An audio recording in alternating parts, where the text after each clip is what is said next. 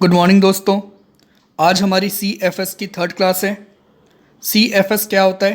Cash account. इसमें हम cash और कैश इक्विवेलेंट के इनफ्लो और outflow during particular period show करते हैं। हमने जाना था चैप्टर नंबर 1 में कि फाइनेंशियल स्टेटमेंट ऑफ कंपनी में स्टेटमेंट ऑफ PL और बैलेंस शीट के बाद आपका कैश फ्लो स्टेटमेंट भी कंपनियां बनाती है। तो CFS जो है आपको बनाना होता है एज पर अकाउंटिंग स्टैंडर्ड 3 जो कि रिवाइज हो चुका है। वैसे तो AS3 में आपके दो मेथड हैं, दैट इज़ डायरेक्ट मेथड और इनडायरेक्ट मेथड, पर डायरेक्ट मेथड हमारे सिलेबस में नहीं है। नाउ CFS कैश अकाउंट से अलग कैसे है? क्योंकि CFS में हम जो हैं कैश इनफ्लो और आउटफ्लो को 3 हेड के अंदर में दिखाते हैं, अलग अलग ऑपरेटिंग एक्टिविटीज़, इन्वेस्टिंग एक्टिविटीज़ और फाइनेंसिंग एक्टिविटीज़। फिर हमने जाना था कि ऑब्जेक्टिव्स क्या होते हैं CFS बनाने के। तो सिंपली इनफ्लो पता चले, आउटफ्लो पता चले अंडर डिफरेंट हेड्स, और आखिरी में नेट चेंज हमको पता चले। इसके बाद हमने देखा था कि कैश का मतलब CFS में क्या होता है। तो दो चीज़ें होती हैं कैश का मतलब, पहला तो कैश ऑन हैंड, दूसरा है आपका डिमांड डिपॉजिट। और डिमांड डिपॉजिट मतलब क्या? जब भी आप बैंक से पैसे डिमांड करेंगे बैंक आपको पेमेंट कर देगी। जैसे कि आपका सेविंग बैंक का अकाउंट हो गया, सेविंग बैंक का अकाउंट हो गया, तो ये आपका डिमांड डिपॉजिट का एक एग्जांपल हो गया। कैश इक्विवेलेंट का मतलब क्या होता है? कोई भी ऐसी चीज़ जिसको आप कैश में कन्वर्ट कर सकते हैं और उसकी वैल्यू में बिल्कुल भी चेंज होने का कोई रिस्क नहीं है। तो यहाँ पर हमने जैसे पढ़ा कि current investment specifically marketable security जो है कैश इक्विवेलेंट ट्रीट की जाती है, पर ये कैश इक्विवेलेंट तब ट्रीट की जाती है जब इसकी मैच्योरिटी जो है विद इन 3 मंथ हो जाए, दैट इज़ 3 मंथ और लेस। और ये 3 मंथ भी कहाँ से काउंट होते हैं? डेट ऑफ एक्विजिशन से। तो हमने देखा overall cash and cash equivalent का मतलब क्या था। जो पैसा आपके पास पड़ा है, जो पैसा बैंक के पास पड़ा है, जो चेक और ड्राफ्ट आपके पास आ रखे हैं या फिर आपने इन्वेस्टमेंट कर रखी है, that is short term investment या फिर करंट इन्वेस्टमेंट, जिसको हम मार्केटेबल सिक्योरिटीज़ भी कहते हैं, जिसकी मैच्योरिटी 3 मंथ या उससे कम के समय में होनी चाहिए from date of acquisition, not from date of balance sheet और रिपोर्टिंग डेट। इसके अलावा बैंक में अगर आपने डिपॉजिट करा के रखे हैं शॉर्ट टर्म के, तो उनको भी जो है हम cash and cash equivalent treat करके चलते हैं। ठीक है। फिर हमने देखा था सैटरडे की अपनी क्लास में कि ऑपरेटिंग एक्टिविटीज़ का मतलब क्या होता है। तो सिंपली कोई भी ऐसी एक्टिविटी जिसके थ्रू आप प्रिंसिपली रेवेन्यू अर्न करते हैं वो आपकी ऑपरेटिंग एक्टिविटीज़ होती हैं। साथ में कोई और भी एक्टिविटीज़ जिसको स्पेसिफिकली आप इन्वेस्टिंग एंड फाइनेंसिंग एक्टिविटी नहीं कह सकते, वो भी आपकी ऑपरेटिंग एक्टिविटी होती है। जैसे कि आप अगर एक कंप्यूटर मैन्युफैक्चरिंग कंपनी है तो इन दैट केस कंप्यूटर को मैन्युफैक्चर करना और बेचना ये आपकी ऑपरेटिंग एक्टिविटी हो गई। अगर आप एक ट्रेडिंग कंपनी है तो गुड्स परचेज करके गुड्स सेल करना ये भी आपकी ऑपरेटिंग एक्टिविटी हो गई। और अगर आप एक फाइनेंस कंपनी है तो लोन लेना या लोन देना या सिक्योरिटी परचेज एंड सेल करना भी आपकी प्रिंसिपल रेवेन्यू प्रोड्यूसिंग एक्टिविटी या फिर ऑपरेटिंग एक्टिविटी है। और ऑपरेटिंग एक्टिविटी में एक बात और लिखी हुई है, other activity that are not investing and financing activity भी आपकी ऑपरेटिंग एक्टिविटी है। तो जैसे मैंने बताया था क्लास में कि सपोज़ आपको रॉयल्टी मिलती है, फीस मिलती है, कमीशन मिलता है, तो भले ये आपकी प्रिंसिपल रेवेन्यू प्रोड्यूसिंग एक्टिविटी ना हो, ये आपकी सेकेंडरी एक्टिविटी हो, एंसिलियरी एक्टिविटीज़ हो, बट स्टिल अगर ये इन्वेस्टिंग और फाइनेंसिंग एक्टिविटी से लिंक डायरेक्टली नहीं हो पा रहा है तो इसको जो है हम ऑपरेटिंग एक्टिविटी ट्रीट करके चलते हैं। हमने मेन पॉइंट यहाँ पर कैश फ्लो के पॉइंट ऑफ व्यू से ऑपरेटिंग एक्टिविटी में क्या समझा था कि हम यहाँ पर ऑपरेटिंग एक्टिविटी पे फोकस नहीं कर रहे हैं ओनली, हम cash flow from operating activity में फोकस कर रहे हैं। दैट इज़ जहाँ जहाँ कैश आएगा या कैश जाएगा फ्रॉम ऑपरेटिंग एक्टिविटी उसको हम cash flow from operating activity कहते हैं। तो हमने ये पॉइंट भी डिस्कस कर लिया था, ऑपरेटिंग एक्टिविटी क्या होती है, उसके दोनों इलस्ट्रेशन भी हमने डिस्कस कर लिए थे। इन्वेस्टिंग एक्टिविटी सेकेंड एक्टिविटी थी, और हमने यहाँ पर देखा था अगर आप एसेट या इन्वेस्टमेंट खरीदते हैं या बेचते हैं तो उन एक्टिविटीज़ को हम इन्वेस्टिंग एक्टिविटीज़ कहते हैं। पर यहाँ पर वो वाली इन्वेस्टमेंट नहीं आती जिसको आप कैश इक्विवेलेंट ट्रीट करते हैं। और वो कौन सी इन्वेस्टमेंट थी आपकी? करेंट इन्वेस्टमेंट और मार्केटेबल सिक्योरिटीज़।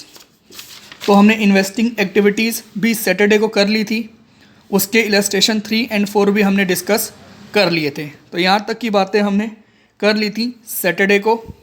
आज 25 जनवरी 21 को मंडे को हम स्टार्ट कर रहे हैं फाइनेंसिंग एक्टिविटी। ठीक है, अब फाइनेंसिंग एक्टिविटीज़ के बारे में क्या लिखा हुआ है? तो financing activities are the activities which result in change in size and composition of owners capital and borrowings. तो थोड़ा सा यहाँ पर टेक्निकल लिखा हुआ है। सिंपली नॉर्मल पर्सन से हम पूछेंगे कि फाइनेंसिंग का मतलब क्या होता है। सिंपली है पैसे अरेंज करना आपके बिजनेस के लिए। और हम पैसे अरेंज कैसे करते हैं? अगर आप एक सोल प्रोप्राइटर होते तो आप अपना कैपिटल इन्वेस्ट करते, और फिर भी अगर आपको फंड्स की और नीड है तो आप बैंक से या बाहर से लोन रेस करते।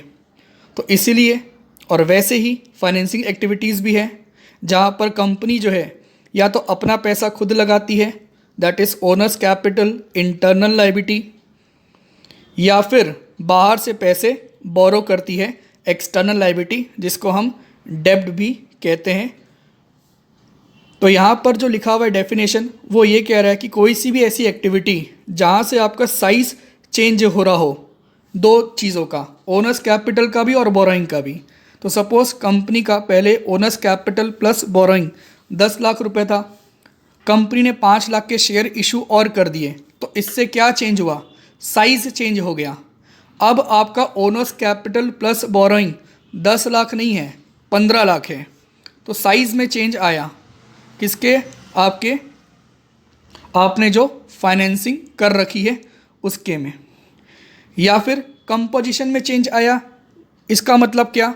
लाइक पहले आपने ओनली इक्विटी शेयर ही इशू कर रखे थे, पर अब कंपनी प्रेफरेंस शेयर भी इशू कर रही है, तो कंपोजिशन में चेंज आ गया। पहले ओनली इक्विटी शेयर ही आपके कैपिटल का हिस्सा बनता था, अब प्रेफरेंस शेयर भी आपके कैपिटल का हिस्सा है। या फिर पहले आपने equity share, preference share already issue कर रखे थे, पर अब आप डिवेंचर इशू कर रहे हैं, तो यहाँ पर भी आपके कंपोजिशन में चेंज आ गया। तो फाइनेंसिंग एक्टिविटी वो सारी एक्टिविटीज़ इसमें इंक्लूड हो जाएगी जिससे साइज एंड कंपोजिशन चेंज होता है आपके ओनर्स के कैपिटल का या फिर बोरोइंग का।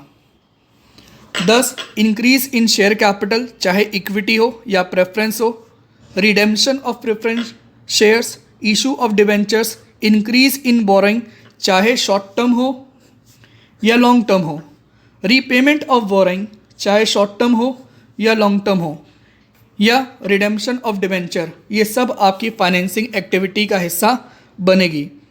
तो खाली ऐसा नहीं कि पैसे अरेंज करना ही फाइनेंसिंग एक्टिविटी है, क्योंकि आप पैसे जब अरेंज कर रहे हैं इट मीन्स कैश इनफ्लो आ रहा है फाइनेंसिंग एक्टिविटी से। पर अगर आप उनका रीपेमेंट भी करते हैं, जैसे कि आप प्रेफरेंस शेयर को रिडीम कर रहे हैं, आप बायबैक कर रहे हैं इक्विटी शेयर का, आप रिडेम्पशन कर रहे हैं डिबेंचर्स का, इस सब में क्या हो रहा है? आपका कैश आउटफ्लो जा रहा है। और ये कैश आउटफ्लो किस हेड के अंदर में हम क्लासीफाई करके चलेंगे? फाइनेंसिंग एक्टिविटीज़ के अंदर में। तो पॉइंट नोट करने लायक क्या है कि financing activity does not mean only cash inflow, it includes cash outflow also. तो यहाँ पर कुछ एग्जाम्पल्स लिखे हुए हैं, देखते हैं। Example of cash flow from financing activities are proceeds from issue of share और अदर सिमिलर इंस्ट्रूमेंट। तो शेयर इशू किया, आपके पास पैसे आए। Proceeds for the issue of debenture, loan, bond और अदर शॉर्ट टर्म बोरिंग्स। तो आपने डिबेंचर इशू किया, लोन इशू किया, बॉन्ड आपने इशू किए या अदर शॉर्ट टर्म बोरिंग्स आपने इशू की, तो इन सभी केस में क्या हो रहा है, कैश इनफ्लो आ रहा है। अब आप अपने इक्विटी शेयर का बायबैक कर रहे हैं, दैट इज़ उनको पेमेंट कर रहे हैं, या फिर आपने जो लोन लिया है उसका आप रीपेमेंट कर रहे हैं, या डिबेंचर का आप रीपेमेंट कर रहे हैं। डिबेंचर के रीपेमेंट को हम क्या कहते हैं, रिडेम्पशन कहते हैं। आपने जो शेयर इशू किया था, चाहे इक्विटी हो या प्रेफरेंस हो, आप उनको ईयर एंड में रिटर्न भी देंगे, और शेयर पे जो रिटर्न दिया जाता है उसको हम क्या कहते हैं, डिविडेंड। तो जो आप डिविडेंड पे करेंगे वो भी आपके फाइनेंसिंग एक्टिविटी का हिस्सा बनेगा। आपने जो डिबेंचर्स और लोन लोगों से ले रखे थे उसके अगेंस्ट आप जो है इंटरेस्ट पेमेंट करेंगे उनको, तो वो भी आपका कैश आउटफ्लो है फाइनेंसिंग एक्टिविटी में। और बैंक ओवरड्राफ्ट और कैश क्रेडिट, ये भी आपके शॉर्ट टर्म्स अरेंजमेंट होते हैं मनी के लिए। तो ये भी अगर इंक्रीज और डिक्रीज होता है, दैट इज़ इनफ्लो और आउटफ्लो होता है, तो आपके ये फाइनेंसिंग एक्टिविटी का हिस्सा बनेगा। तो इससे एक बात और क्लियर होती है कि बैंक ओवरड्राफ्ट और सीसी आपके कैश एंड कैश इक्विवेलेंट का हिस्सा नहीं बनता है। ठीक है, तो ये हो गई फाइनेंसिंग एक्टिविटीज़ और उसके एग्जाम्पल्स। अब आइए क्वेश्चन डिस्कस करते हैं। इलस्ट्रेशन 5, इसमें आप आंसर नहीं देखेंगे तो बेटर होगा।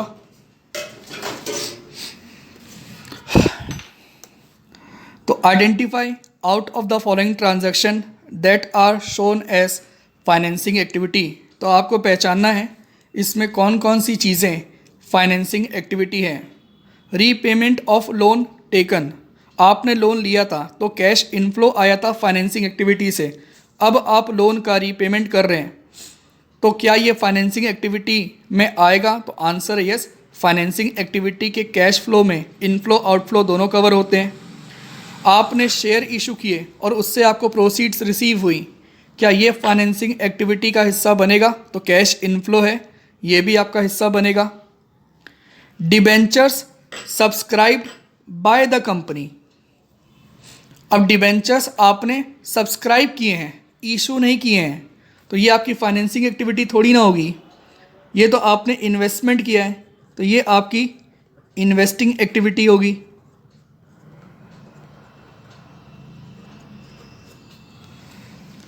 प्रेफरेंस शेयर्स का रिडेम्पशन, तो जब आपने प्रेफरेंस शेयर इशू किए होंगे तो कैश इनफ्लो आया होगा, और अभी आप रिडेम्पशन कर रहे हैं तो आपका कैश आउटफ्लो जा रहा होगा, तो ये भी फाइनेंसिंग एक्टिविटी का हिस्सा बनेगा।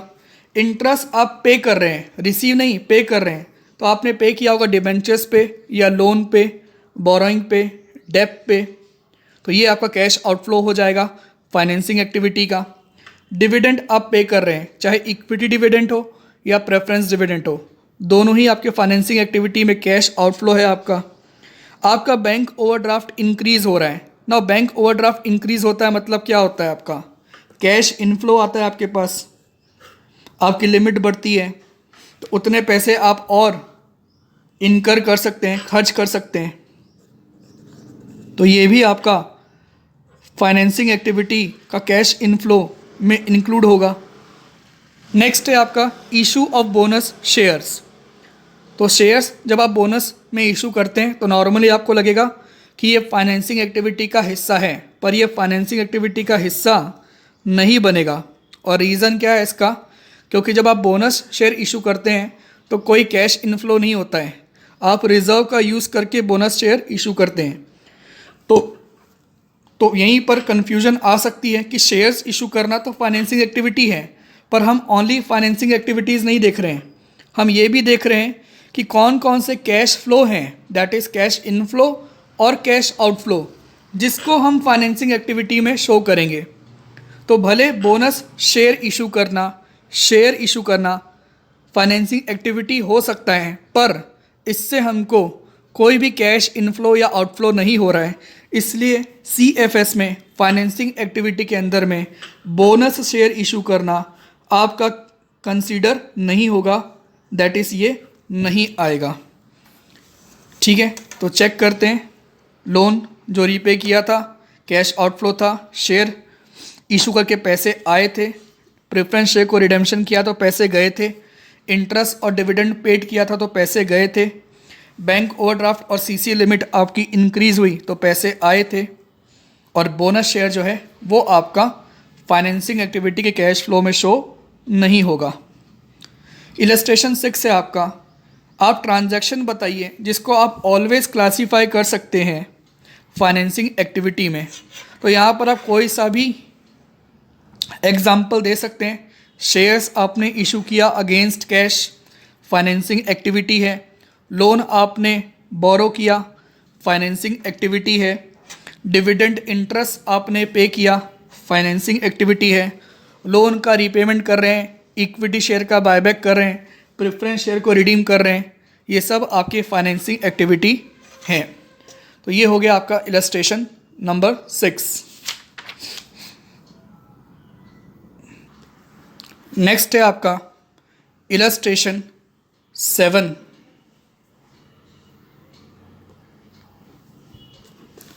Give a transaction a part of which is shown as investing activity and part as financing activity। तो ये अच्छा क्वेश्चन है। हमसे पूछ रहा है कि कोई ऐसा ट्रांजैक्शन बताइए जिसके एक हिस्से को तो आप इन्वेस्टमेंट मान सकते हैं और उसको आप इन्वेस्टिंग एक्टिविटी में शो करेंगे, और दूसरे हिस्से को आप फाइनेंसिंग एक्टिविटी में शो करेंगे। तो जब भी हम कोई एसेट बाय करते हैं हायर परचेज सिस्टम पे, तो हम हायर परचेज में यहाँ पर इंस्टॉलमेंट पे करते हैं। ये जो इंस्टॉलमेंट होती है इसके दो कंपोनेंट होते हैं, एक तो आपका प्रिंसिपल कंपोनेंट, दूसरा आपका इंटरेस्ट कंपोनेंट। ना प्रिंसिपल कंपोनेंट आप किसके लिए पे कर रहे हैं, जो भी आपने एसेट बाय किया है आप उसके लिए पे कर रहे हैं। और हमने देखा है कि इन्वेस्टिंग एक्टिविटी की डेफिनेशन में क्या है कि जो भी आप पेमेंट कर रहे हैं या रिसीव कर रहे हैं, जिसके थ्रू आप एक्वायर कर रहे हैं क्या एसेट, वो आपकी इन्वेस्टिंग एक्टिविटी होती है। तो हायर परचेज का जो इंस्टॉलमेंट है और उसका जो प्रिंसिपल कंपोनेंट है उसको हम इन्वेस्टिंग एक्टिविटी मानेंगे। अब जो उसका इंटरेस्ट कंपोनेंट है जो आप पे कर रहे हैं उसको हम इन्वेस्टिंग एक्टिविटी नहीं मानेंगे, उसको हम बल्कि फाइनेंसिंग एक्टिविटी मानेंगे। और रीज़न क्या है कि इंटरेस्ट का मतलब क्या होता है, आपके पास पैसे नहीं थे एसेट तुरंत खरीदने के लिए, दैट्स वाई आपने एसेट जो है हायर परचेज सिस्टम पे लिया, एक तरह से इंस्टॉलमेंट पे लिया, सिंपली समझे तो ये जो आप इंटरेस्ट पे कर रहे हैं कहीं ना कहीं आप फाइनेंशियली साउंड नहीं थे, उस पोजीशन में नहीं थे कि आप एसेट को तुरंत बाय कर पाएँ, एक पेमेंट पर बाय कर पाए। दैट्स वाई आपने इस एसेट को हायर परचेज सिस्टम पर ख़रीदा। इसलिए इस इंटरेस्ट कंपोनेंट को हम फाइनेंसिंग एक्टिविटी का हिस्सा मानते हैं, ना कि इन्वेस्टिंग एक्टिविटी का। तो ये एक अलग सा ट्रांजैक्शन हो गया जहाँ पर एक इंस्टॉलमेंट के दो हिस्से हैं, प्रिंसिपल कंपोनेंट और इंटरेस्ट कंपोनेंट, और दोनों हिस्से हमारे CFS में अलग अलग एक्टिविटी में दिखाए जाएंगे। प्रिंसिपल कंपोनेंट इन्वेस्टिंग एक्टिविटी में क्योंकि वो एसेट के लिए पैसे जा रहे हैं, और इंटरेस्ट एक तरह से आपकी फाइनेंशियल नीड थी कि इस एसेट को आप कैश प्राइस में बाय नहीं कर सकते थे, इंस्टॉलमेंट पर आपको ख़रीदना मजबूरी थी। दैट्स वाई जो इंटरेस्ट पेमेंट कर रहे हैं ये आपकी फाइनेंसिंग एक्टिविटी का हिस्सा बनेगी। तो ये अच्छा क्वेश्चन था, इलस्ट्रेशन 7। नेक्स्ट है transaction not regarded as cash flow. तो हमने ऑलरेडी पढ़ा है कि कैश और कैश इक्विवेलेंट क्या होता है। तो कोई भी मूवमेंट होता है कैश और कैश इक्विवेलेंट के आइटम्स के बीच में, उनको जो है हम यहाँ पर कैश फ्लो नहीं मानते। ये बात हमने क्लास में ऑलरेडी डिस्कस कर रखी थी। जैसे कि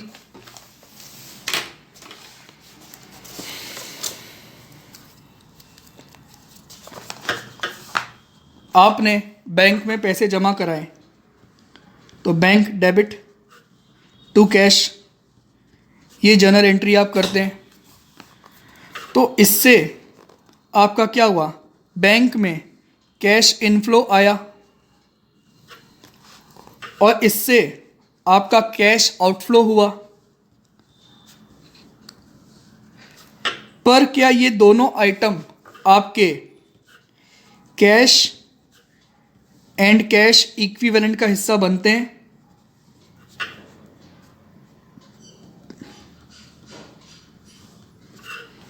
सो आंसर क्या है? यस। तो इस पर अगर हम नेट इफेक्ट निकालेंगे तो वो क्या आएगा? ज़ीरो आएगा, बिकॉज बैंक में पैसे जमा कराने से cash and cash equivalent increase हो गया, but on the same time आपका कैश डिक्रीज हो गया, जिसकी वजह से कैश एंड कैश इक्विवेलेंट भी आपका डिक्रीज हो गया। तो यही ये आपको समझाने की कोशिश कर रहा है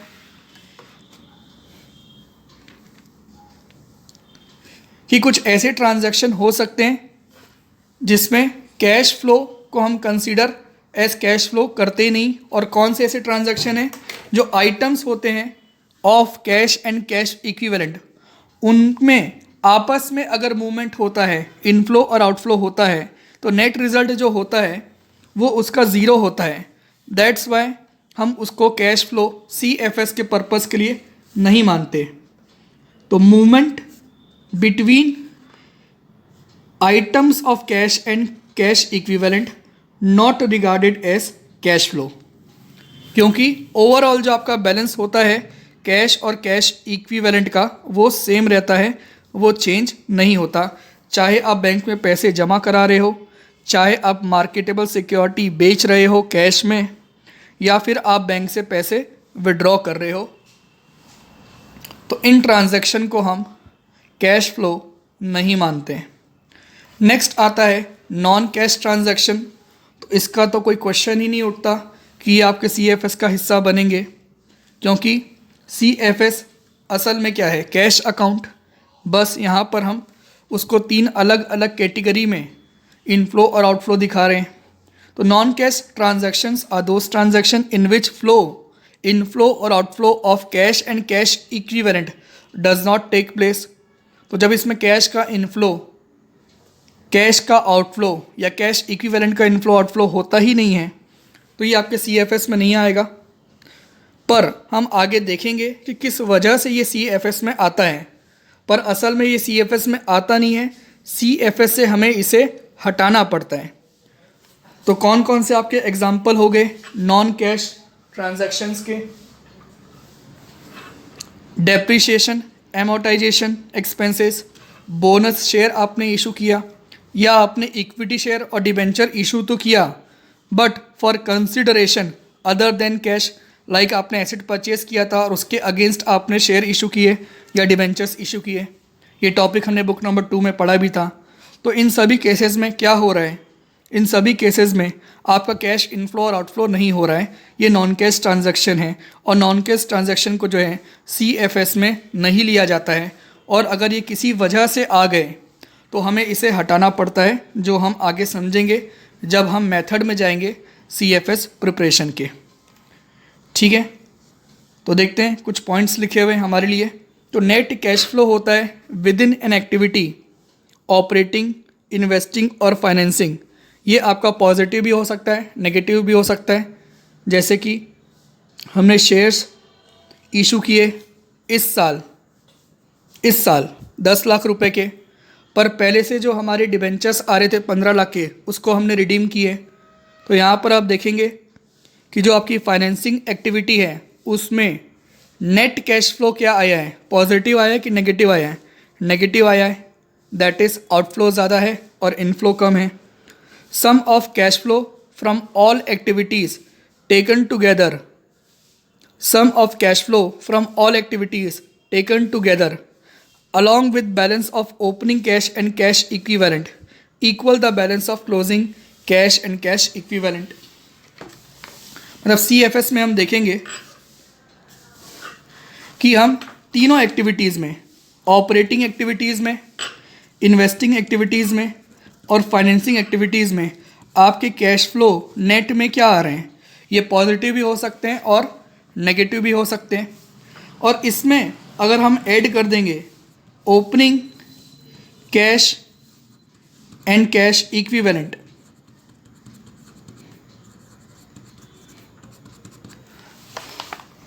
तो हमारा क्या आ जाएगा? Closing cash and cash equivalent. यही पॉइंट समझा रहा है आपको सेकंड वाला, क्योंकि ये तीनों के नेट से हमको क्या पता चलेगा, ये तीनों के नेट से हमको क्या पता चलेगा कि तीनों एक्टिविटी में टोटल मिलाकर साल भर में नेट इनफ्लो आया है या आउटफ्लो आया है। और जो भी हमारा ओपनिंग कैश और कैश इक्विवेलेंट था उसमें हम इसको अगर ऐड कर देंगे तो ऑब्वियस सी बात है हमारा closing cash and cash equivalent आ जाएगा। जैसे कि सपोज ओपनिंग कैश और कैश इक्विवेलेंट आपका 10 लाख था और ये तीनों का नेट रिजल्ट ये आया है कि 5 लाख आपका नेट कैश इनफ्लो हुआ है। 5 लाख रुपए का तीनों एक्टिविटी का मिला के गिवन पीरियड में 5 लाख का नेट में आपका कैश इनफ्लो हुआ है, तो आपका closing cash and cash equivalent कितना आ जाएगा? 15 लाख। तो जब हम CFS बनाएंगे तब हम यही देखेंगे कि क्वेश्चन चालू करने से पहले हमको आंसर पता होगा, बिकॉज हमारे पास opening cash and cash equivalent भी होगा, हमारे पास closing cash and cash equivalent भी होगा, इन दोनों का डिफरेंस भी हमको पता होगा। तो हम कर क्या रहे हैं CFS में, हम इस डिफरेंस को अलग अलग 3 कैटेगरीज में डिवाइड कर रहे हैं और देख रहे हैं कि ये 5 लाख जो नेट इंक्रीज़ हुआ है साल भर में, इसमें ऑपरेटिंग एक्टिविटी में कितना इंक्रीज डिक्रीज़ हुआ है, इन्वेस्टिंग एक्टिविटी में कितना इंक्रीज़ और डिक्रीज़ हुआ है, एंड फाइनेंसिंग एक्टिविटी में कितना इंक्रीज एंड डिक्रीज़ हुआ है।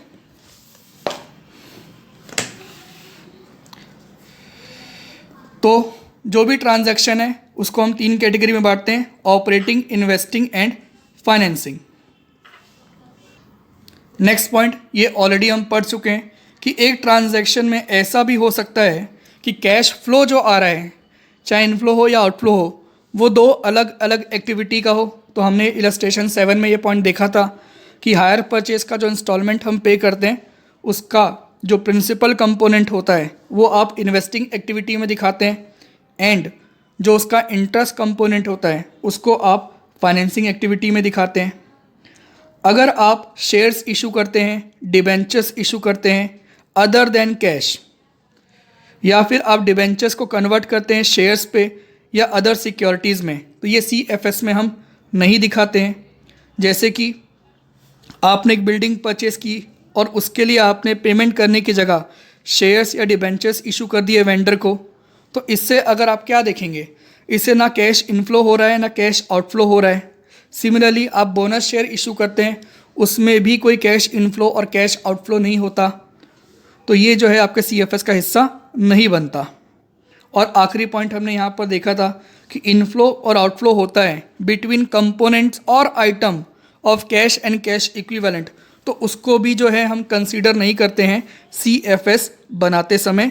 दैट इज़ कैश आपने बैंक में जमा कराया, बैंक से आपने कैश निकाला, सिक्योरिटी, करेंट इन्वेस्टमेंट, मार्केटेबल वाली, विद इन 3 मंथ मैच्योर होने वाली, आपने जो है बाय किया या उसको बेचा, ये सब चीज़ें आइटम्स हैं, कंपोनेंट्स हैं आपके कैश एंड कैश इक्विवेलेंट के, तो वो आपके CFS में नहीं आएंगे। आखिरी बार यहाँ पर समरी बनाकर आपको दे दी गई है कि ऑपरेटिंग एक्टिविटी में कैश इनफ्लो और कैश आउटफ्लो कौन कौन से हो सकते हैं, चाहे आप एक फाइनेंशियल कंपनी है या नॉन फाइनेंशियल कंपनी है। इन्वेस्टिंग एक्टिविटी में कौन कौन से कैश इनफ्लो और कैश आउटफ्लो हो सकते हैं, एंड फाइनेंसिंग एक्टिविटी में कौन कौन से कैश इनफ्लो और कैश आउटफ्लो हो सकते हैं। तो ये सारे पॉइंट तो हमने ऑलरेडी डिस्कस कर लिए हैं 1 बाय 1।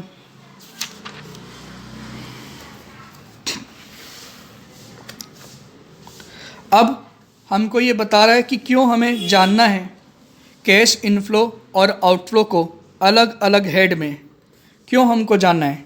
ऑपरेटिंग एक्टिविटी का कैश फ्लो जान के हम क्या करेंगे, the amount of cash flow arising from operating activity is a key indicator of the extent to which the business operation of the enterprise have generated cash, that is whether cash generation is adequate to maintain operation of the enterprise, like pay dividend, repay loan, make new investment.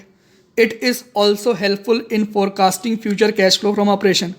तो operation से कितना cash inflow हो रहा है, कितना cash outflow हो रहा है, इससे आपको पता चल पाता है कि जो सेल्स आप करते हैं उसको आप कितना कैश में कन्वर्ट कर पाएँ। ज़्यादातर आप कैश सेल्स कर रहे हैं या फिर क्रेडिट सेल्स कर रहे हैं, आपके पास सफिशिएंट कैश अवेलेबल है कि नहीं है डिविडेंड पे करने के लिए, लोन रीपे करने के लिए या फिर नई इन्वेस्टमेंट करने के लिए। और एक बात याद रखना, भले हम बार बार यहाँ पर टर्म यूज़ कर रहे हैं कैश, पर यहाँ पर ओनली कैश मतलब नहीं है, यहाँ पर कैश एंड कैश इक्विवेलेंट है। दैट इज़ यहाँ पर बैंक भी आ जाएगा आपका, मार्केटेबल सिक्योरिटीज़ भी आ जाएगी, short term deposit with bank भी आ जाएंगे, चेक भी आ जाएगा, ड्राफ्ट भी आ जाएगा, वो सब आ जाएगा। लेकिन समझने के लिए आसानी हो हमको, इसलिए बार बार हम कैश वर्ड यूज़ कर रहे हैं। इन्वेस्टिंग एक्टिविटी से हमको क्या पता चलता है कि कितना पैसा हमने जो है फिक्स एसेट पे या इन्वेस्टमेंट पे लगा रखा है और फ्यूचर में इससे हमको कौन कौन से कैश फ्लो आ सकते हैं। फाइनेंसिंग एक्टिविटी से तो हमको पता चलता है कि कितना हमारा फ्यूचर में हमको पे करना पड़ सकता है, फ्यूचर में हमारी कॉस्ट कितनी इनकर हो सकती है। दैट इज़ शेयर्स वालों को हम डिविडेंड पे करेंगे, लोन वालों को हम इंटरेस्ट पे करेंगे और बाद में इनका रीपेमेंट और रिडेम्पशन भी होगा। तो इसलिए जो है हम सेपरेट डिस्क्लोज करते हैं इन तीनों मेजर कैटेगरीज में आपके कैश फ्लो को। और कैश फ्लो का इटसेल्फ मतलब क्या होता है, इनफ्लो भी एंड आउटफ्लो भी।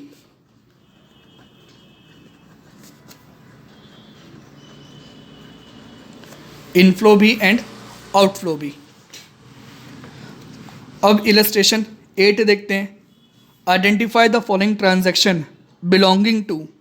तो अब तक हमने जो देखा था वहाँ पर ऑपरेटिंग एक्टिविटीज़ में कौन कौन से कैश फ्लो आएंगे वो हम देख रहे थे, इन्वेस्टिंग में कौन से आएंगे वो हम सेपरेटली देख रहे थे।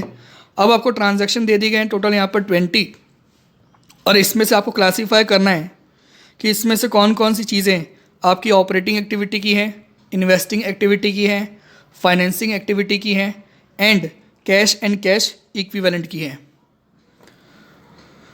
सो कैश सेल्स किया आपने, ऑपरेटिंग एक्टिविटी है। परचेज़ किया, परचेज़ नहीं करेंगे तो सेल कैसे करेंगे, ऑपरेटिंग एक्टिविटी है। रेंट आपने पे किया, रेंट चाहे आप ऑफिस का पे कर रहे हो, फैक्ट्री का पे कर रहे हो, गोडाउन का पे कर रहे हो, शोरूम का पे कर रहे हो, वो सब आपका ऑपरेटिंग एक्टिविटी का कैश फ्लो है। कैश इन हैंड, क्या कैश इन हैंड आपका ऑपरेटिंग एक्टिविटी है? नहीं, ये तो आपका कैश एंड कैश इक्विवेलेंट है, कैश एंड कैश इक्विवेलेंट है। देन है आपका इनकम टैक्स पेड। तो हमने बताया था हम ऑपरेशन करते हैं, प्रॉफिट अर्न करते हैं और फिर हमको इनकम टैक्स पे करना होता है इस प्रॉफिट पे। तो इसीलिए इनकम टैक्स जो है आपका वो आपके ऑपरेटिंग एक्टिविटी का हिस्सा है। और हमने ये भी देखा था कोई ऐसा टैक्स होता है जो डायरेक्टली एसोसिएटेड हो इन्वेस्टिंग या फाइनेंसिंग से, फिर उस टैक्स को हम जो है इन्वेस्ट